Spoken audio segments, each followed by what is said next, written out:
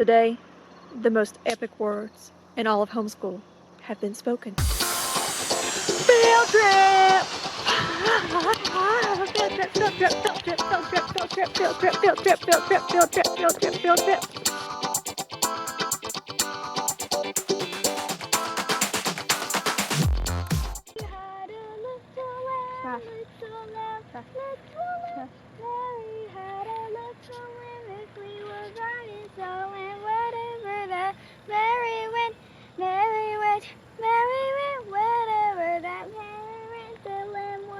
Sure to go.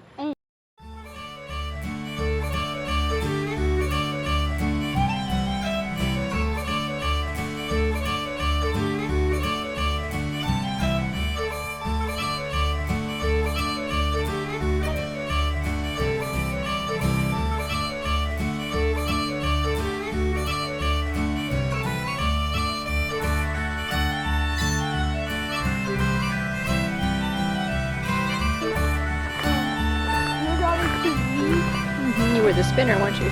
That's why they called them the spinsters. My sister is finally there.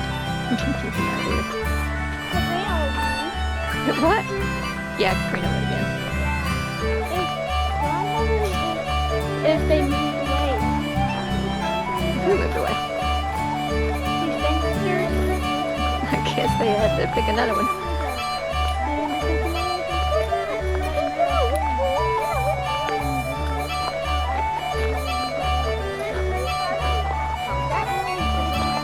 Hello.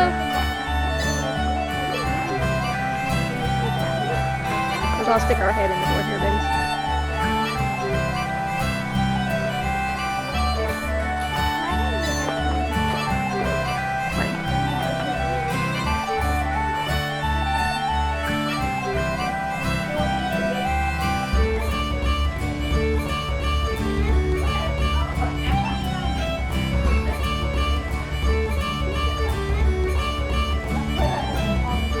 Welcome, have a seat. Now, do you ask questions or what? I don't know. We're just here to learn anything you want to tell us about it.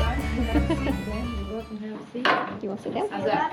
Do a little weedy. Yeah, you may sit there if you like. And the benches are very sturdy too. Okay, well, this is the kitchen. And everywhere you go, it's going to have 3 floors. Mr. Cobb used every ounce of space. So you see the stairs there. It goes to a room that's larger than this one because you don't have the fireplace up there. And it would have been sleeping for the cook. Okay. Then underneath, of course, this is a cooking space. Underneath there's another room same size, except it has a dirt floor. They prepare the meat there. And cutting the parts of the meat that they're not going to keep, they would push off onto the dirt floor. A film would grow over it.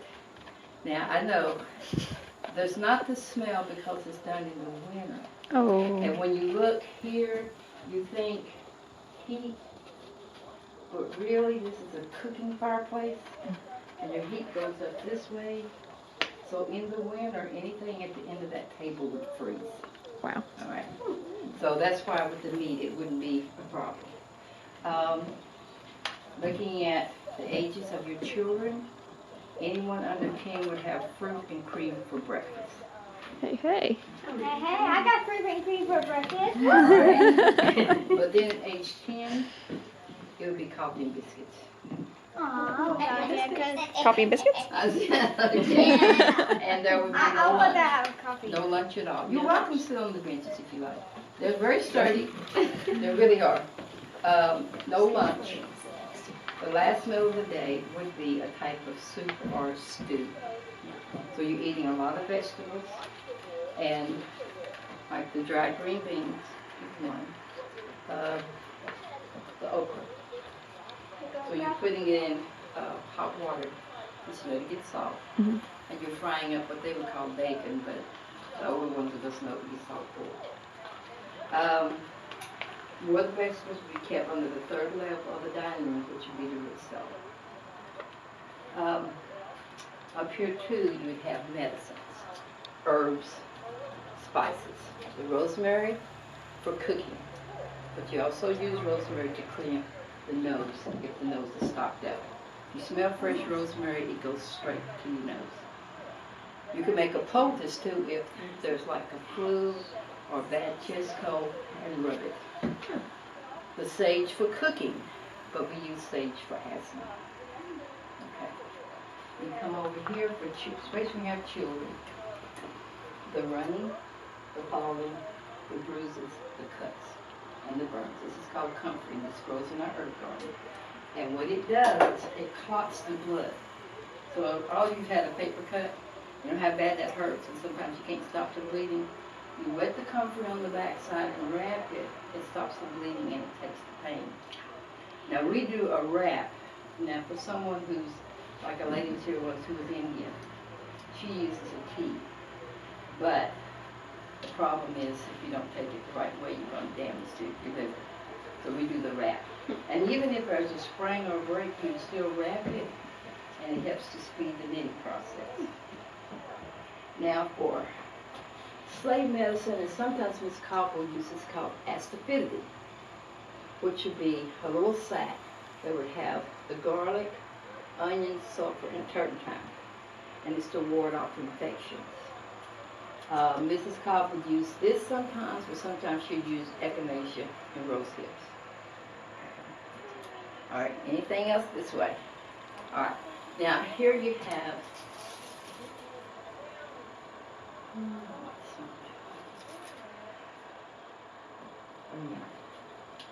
so what you have, you're going to dry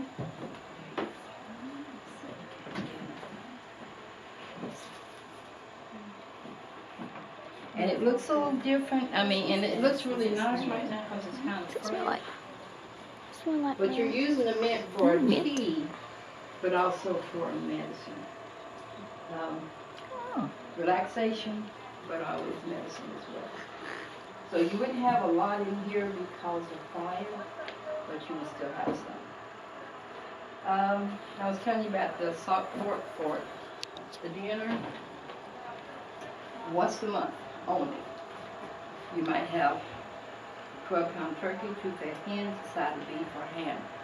And once a month only because every day is a day for something and not for, we would not have 2 or 3 course meal every evening. So once a month, you do the turkey or the chicken. You're going to cover it. What you do, put a cup of butter and a cup of water in the bottom. Tie the meat up like a package because once it starts to cook, it will be tender and will drop. Of course, you have a much better fire. And what you're doing, you're only turning probably every 30 minutes as the meat starts to brown and you see the juices start to come out. Now once you get your meat juices, you're going to get your juices, and you can see from here is where you baste. Once the meat is done, if you want to say timing, let's say first light, say a 12-pound turkey, first light to the time that you would have lunch, and it's ready. There would be enough broth in there for gravy, for chicken dumplings, or chicken and rice, but once a month. Okay. Now for the children that you have, the boys, probably that. Little boys would roast a coffee bean, but it's based on height. And that's what I'm saying. He might, but I think. I don't think you want to eat it. It's okay, but it's just it's a raw coffee bean is what it is. Here you go again. Okay. Wow. Yeah. Now what it is, this is the roaster. You would fill this up with enough beans. He would be back here. Took his hair and his shirt. He would listen just because the flame would be a lot higher. He would listen only for 2 pops. Once he hears 2 pops, he's done. He sets this aside. The rest are going to pop. Now when I said height, he would roast coffee beans and took his head. That's there. That's the height thing. For the girls, already too tall to wash the dishes. Little girls would have, little girls would wash dishes until they had to bend over. Then once they had to bend over, they would do this one. So let's borrow one of the girls, and I'll show you. I might be holding me too long. I'm not never sure with this one. Okay, if I can have one of the girls. You wanna go? Yeah. See, you can see that she would not be able to bend over. But you put on the table. Both hands on the churn. You want to, here, this one, hold the stick. You want to put both hands on this. You want to go up and down with this, just slightly. Work your foot. And look over your head and see what you're doing. This is a shoe fly chair. Huh. The flies are coming for the juice. And as the cream thickens, you need both hands on the churn. And so this way, it's not fanning her, it's fanning the flies.